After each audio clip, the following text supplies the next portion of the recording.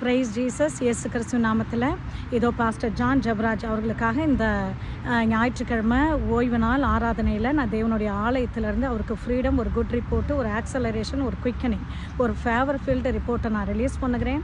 அவருக்கு விரோதமாக எழும்பின எல்லா ஆயுதங்களும் வாய்க்காதே போகும். அவருக்கு விரோதமாக செய்யப்பட்ட எல்லா பில்லிகள், சூனியங்கள், சாபடைசிங் ஸ்பிரிட்டு, பின்னாடி நிற்கக்கூடிய எல்லா லீவியாத்தான், ரப்ஷாக்காவுடைய விஷத்தை கக்குகிற எல்லா பில்லி சூனிய ஆவிகளையும், அக்யூசேஷன் ஆவிகளையும், ஃபால்ஸ் அலிகேஷன் ஆவிகளையும் இதோ I am sending back to the centre.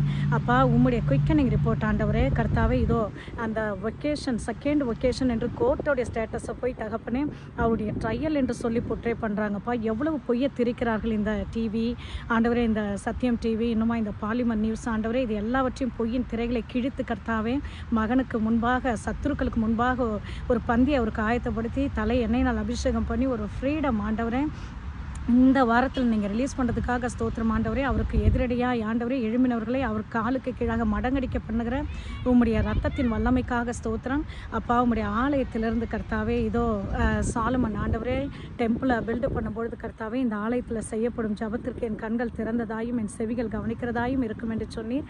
அதே போல் கர்த்தாவே இந்த ஆலயத்திலிருந்து ஆண்டவரே இந்த வாரத்தில்ப்பா மகனுக்கு ஒரு சூப்பர் நேச்சுரல் ஃப்ரீடம் நாங்கள் பேசுகிறோம். அவருடைய கான்செர்ட் ஆண்டவரே May 18 ஆண்டவரே நடக்க விடாமல் ஆண்டவரே போராடுகிற பிசாசின் கிரியைகளை நான் சைலன்ஸ் பண்ணுகிறேனப்பா.